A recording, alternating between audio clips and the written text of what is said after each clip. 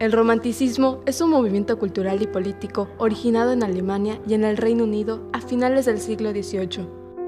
Su característica fundamental es la ruptura con la tradición clasicista basada en un conjunto de reglas estereotipadas.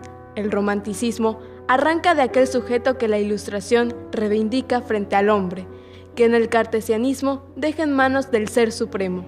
La autonomía del sujeto como primer logro del pensamiento ilustrado es fundamental para la concepción que el hombre romántico tiene de sí mismo y en la relación a la naturaleza.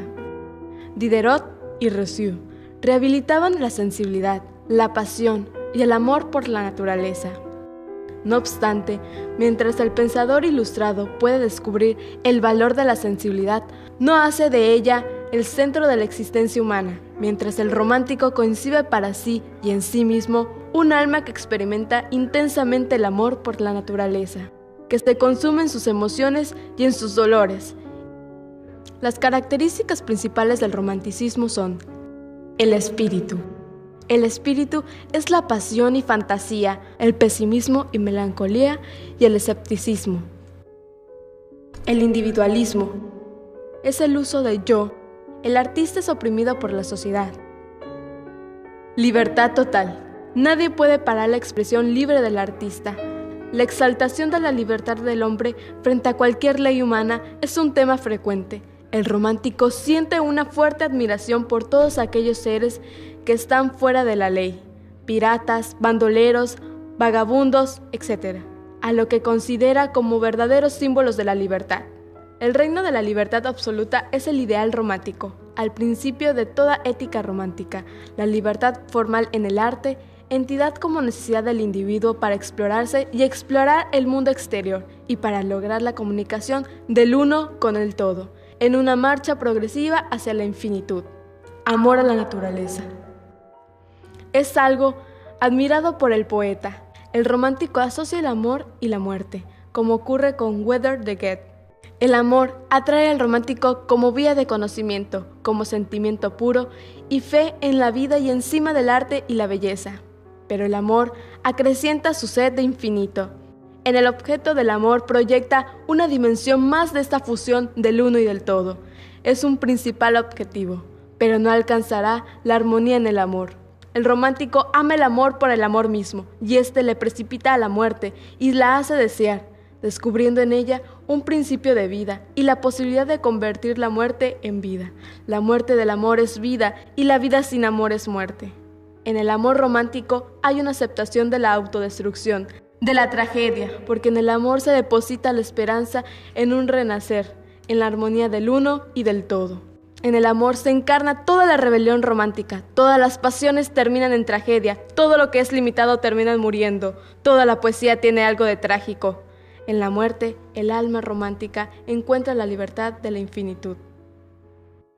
Evasión de la realidad. Tiene temas históricos, legendarios y exóticos. La poderosa imaginación del romántico choca con la realidad circundante. Como consecuencia de este choque, el poeta busca evasión de lo lejano. La Edad Media será fuente de inspiración para el arte y la literatura. Renacen las leyendas medievales, los cuentos de hadas, los exóticos que se manifiestan en la atracción que sienten los románticos por la España musulmana y por la mitología nórdica que sustituye a la mitología grecolatina. La naturaleza. El romántico considera el paisaje como un elemento importante en su obra. Prefiere una naturaleza que se conecta con sus sentimientos tumultuosos. Por eso buscan paisajes agrestes, noches tormentosas, mar tempestuoso, ambientes nocturnos y sepulcrales, ruinas de castillos medievales. La naturaleza participa de los propios sentimientos del poeta y se convierte en una compañera con la que se comunica. La mujer. Dentro de los ideales está la mujer, figura angelical. El romanticismo es el periodo donde más veces se le denomina a la mujer como el aplegio de ángel. La mujer es espiritual e idealista, ilumina la vida del amante. A ella dedicaron sus mejores poemas. Ella es el centro de todos sus pensamientos, el mundo de sus sueños. La literatura. El romanticismo en su expresión literaria se destacó por la ensoñación poética de los paraísos perdidos y exóticos paisajes. En los hogares y en los talleres se leían los populares dramas por entregas o folletinetes. destacando en el interés del público la lectura del tema de la vida cotidiana, las historias y las leyendas de gestas de cruzados. También empezó a aparecer en el primer tercio del siglo XIX un tipo de literatura que se denominó costumbrista.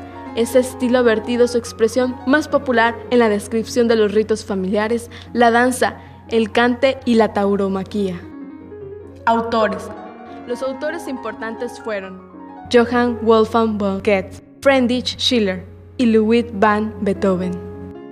Goethe, escritor alemán, nacido en el seno de una familia burguesa, su padre se encargó personalmente de su educación y en 1765 inició los estudios de Derecho en Leipzig, aunque una enfermedad le obligó a regresar a Frankfurt.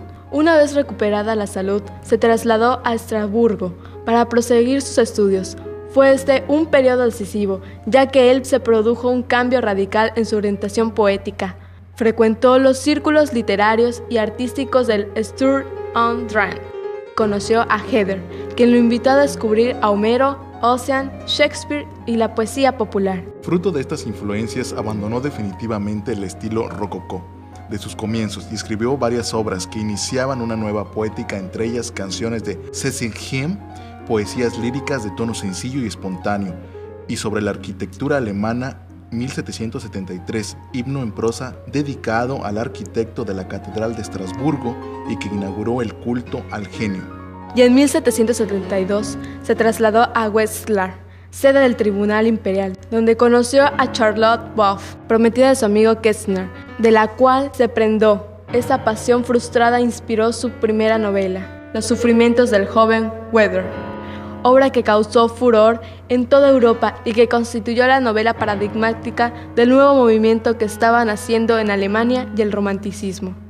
De vuelta en Frankfurt, escribió algunos dramas teatrales menores e inició la composición de sus obras más ambiciosas, Fausto, en la que trabajaría hasta su muerte. En ella la recreación del mito literario del pacto del sabio con el diablo sirve a una amplia alegoría de la humanidad, en la cual se refleja la transición del autor desde el romanticismo hasta el personal clasicismo de su última etapa. En 1774, aún en Frankfurt, anunció su compromiso matrimonial con Lili Schumann, aunque rompió el noviazgo 2 años más tarde. Tras aceptar el puesto de consejero del duque Carlos Augusto, se trasladó a Weimar, donde estableció definitivamente su residencia. Fue uno de los grandes exponentes del romanticismo alemán. Su obra abarca todas las facetas de la literatura, con obras como Tempestad y Arrebato, Elegías Romanas, Viaje a Italia, Egmont, Tasso, Epigramas venecianos, su autobiografía y poesía y verdad, El gran legado, Fausto, que terminó un año antes de morir. Falleció en Weimar el 22 de marzo de 1832. Schiller, poeta, dramaturgo y filósofo alemán nacido en Marbach en 1759. Estudió medicina en Stuttgart, aunque su verdadera vocación siempre fue literaria. Después de prestar servicio militar, escribió una obra de teatro influida por las literaturas de Shakespeare y Rousseau, dedicándose desde entonces al ejército poético. Vivió en varias ciudades alemanas, trabó amistad con Herder, Schiller, Wieland, Goethe y ejerció la cátedra de Historia en la Universidad de Jena hasta 1799. Se destacaron de su obra ensayos sobre la relación entre la naturaleza y la espiritualidad del hombre, en 1785. El teatro como institución moral, en 1785. El arte trágico, en 1791. De la gracia y la dignidad, en 1793. De lo sublime, en 1793. Cartas sobre la educación estética del hombre en 1795 y de la poesía ingenua y sentimental en 1796. Falleció en Weimar en 1805. Beethoven, compositor alemán, nacido en el seno de una familia de origen flamenco. Su padre, ante las evidentes cualidades para la música que demostraba el pequeño Beethoven, intentó hacer de él un segundo Mozart, aunque con escaso éxito. La verdadera vocación musical de Beethoven no comenzó en realidad hasta 1779, cuando entró en contacto con el organista Christian Gotthardt, quien se convirtió en su maestro. Él fue, por ejemplo, quien le introdujo en el estudio de Bach, músico al que Beethoven siempre profesaría una profunda devoción. Y en 1787, Beethoven realizó su primer viaje a Viena, con el propósito de recibir las clases de Mozart. Sin embargo, la enfermedad y el posterior deceso de su madre le obligaron a regresar a la ciudad natal pocas semanas después de su llegada, y en 1792 Beethoven viajó de nuevo a la capital austriaca. Su carrera como intérprete quedó bruscamente interrumpida a consecuencia de la sordera, que comenzó a afectar a partir de 1796 y que desde 1815 le privó por completo de la facultad auditiva. Los últimos años de la vida de Beethoven estuvieron marcados también por la soledad, pese a lo cual prosiguió su labor compositiva e incluso fue la época en que creó sus obras más impresionantes y avanzadas. La tradición divide la carrera de Beethoven en tres grandes periodos creativos o estilos. La primera época abarca las composiciones escritas hasta 1800, caracterizadas por seguir de cerca el modelo establecido por Mozart y Haydn. El clasicismo en general, sin excesivas innovaciones o rasgos personales a este periodo, pertenecen a obras como el célebre Séptimo y sus dos primeros conciertos de piano.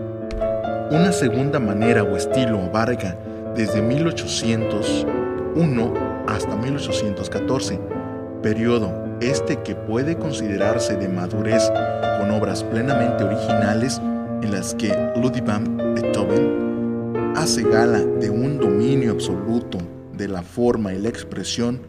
La ópera Fidelio, sus 8 primeras sinfonías, sus 3 últimos conciertos para piano, el concierto para violín. La tercera etapa comprende hasta la muerte del músico y está nominada por sus obras más innovadoras y personales, incomprendidas en su tiempo por la novedad de su lenguaje armónico y su forma poco convencional. La Sinfonía 9, la Missa Solemnis y los últimos cuartetos de cuerda y sonatas para piano representan la culminación de este periodo y el estilo de Beethoven.